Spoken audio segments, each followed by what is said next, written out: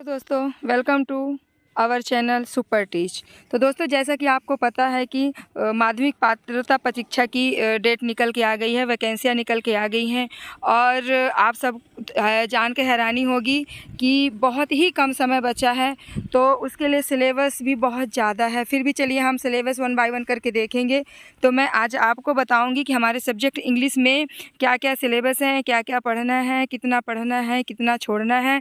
तो चलिए माध्यमिक शिक्षक टीचर सिलेक्शन टेस्ट का सब्जेक्ट इंग्लिश का वन बाय वन करके सारी चीज़ें देख लेते हैं कि क्या आनी है और क्या नहीं आनी है।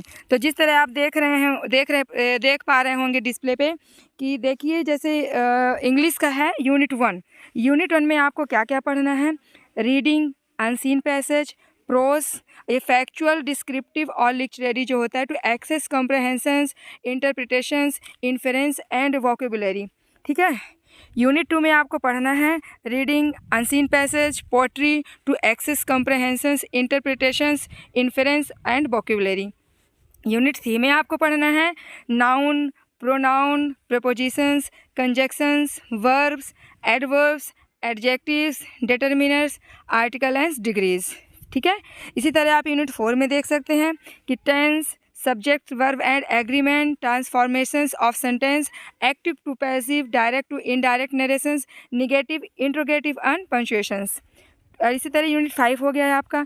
यूनिट 5 में आपको पढ़ना है यूनिट 5 में आपको पढ़ना है कंपाउंड सेंटेंस, कॉम्प्लेक्स सेंटेंस, और आपका हो गया class, noun class, adjective, relative class, adverb class. ठीक है।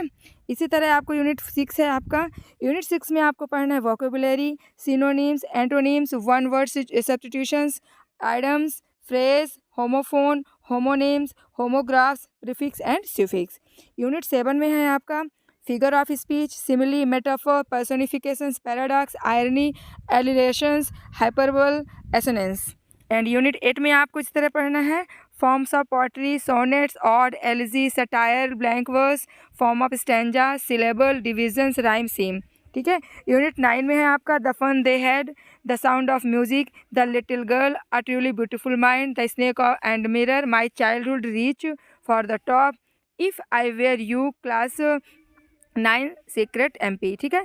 यूनिट 10 में आपको पढ़ना है a letter to God, Nelson Mandela, long walk to freedom, from the diary of Anne Frank, Mijbil the otter, madam rides the bus, the proposals, glimpse of India, baker from Goa, Coorg from Assam, class 10 secret MP। ठीक है। ये भी आपको one by one करके देख लेना है। इसी प्रकार आपका यूनिट 11 हो गया the lost child, the happy Prince, the last leaf, Ishwar the story teller, the accidental tourist.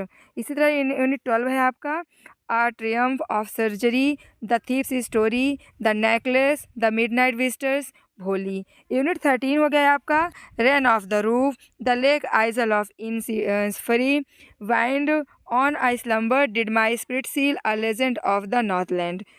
Unit 14 हो गया आपका dust of snow, a tiger in the zoo, the ball pen, Amanda on killing a tree.